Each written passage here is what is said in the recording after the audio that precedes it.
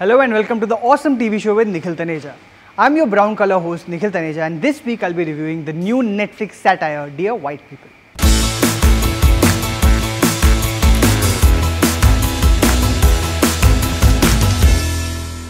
Dear brown people, I know we don't consider ourselves to be racist, because how can we be racist since we aren't white? But put us in a room with someone from the northeast and they are passed off broadly as Chinese. Introduce someone dark-skinned from any of the magnificent south of India and we pass them off as Madrasi. But hey, if there's a white person nearby, don't we want to be friends with them just so that we have the privilege of having a white friend? But at the same time, if it comes to scamming a Firang, guess who's first in line? Atithi Devo not Bhava. Of course, we Indians are incredibly woke because we are Indians, yaar. We obviously understand the nitty-gritties of racism because we faced it for so long under the British rule.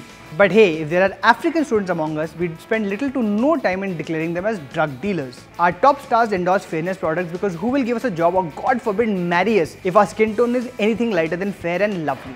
And the privilege we feel if we come from a rich metropolis or a rich area of a rich metropolis obviously has no racist undertones whatsoever.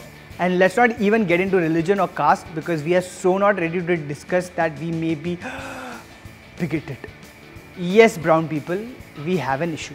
We are happy to point out where the white man goes wrong, but we are not ready to discuss that we may be part of the problem as well. We may actually perpetuate similar stereotypes and we may match their world in our hypocrisy. Yes, brown people, sometimes we are the problem. And that is why we need to watch a show like Dear White People to understand the many complexities of race and identity politics. And what we must remember is that we shouldn't just see ourselves reflected in the depiction of the prejudiced black community, but also the discriminatory white. Only then would we truly understand and appreciate the nuanced satire that the show has aced tongue completely in cheek.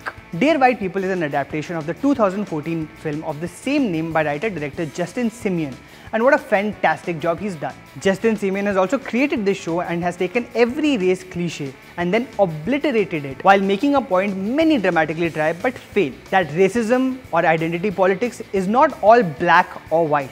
It's grey, or should I say brown? At the center of the show is a blackface party, an incredibly racist event where white people color their faces black to mark occasions such as Halloween or incredible stupidity. There are white people who actually believe that they're showing off their love for the black culture by putting on blackface. Except that you don't need to color your face black or appropriate black culture to show that you love hip-hop, just like you don't need to color your face white to show that you love La La Land. There are multiple protagonists on this show, most of them black, some of them brown, and every once in a while someone white. To show how this blackface event divided the fictional Ivy League University of Winchester along racial lines, even as most white people would still fail to acknowledge that this has anything to do with racism.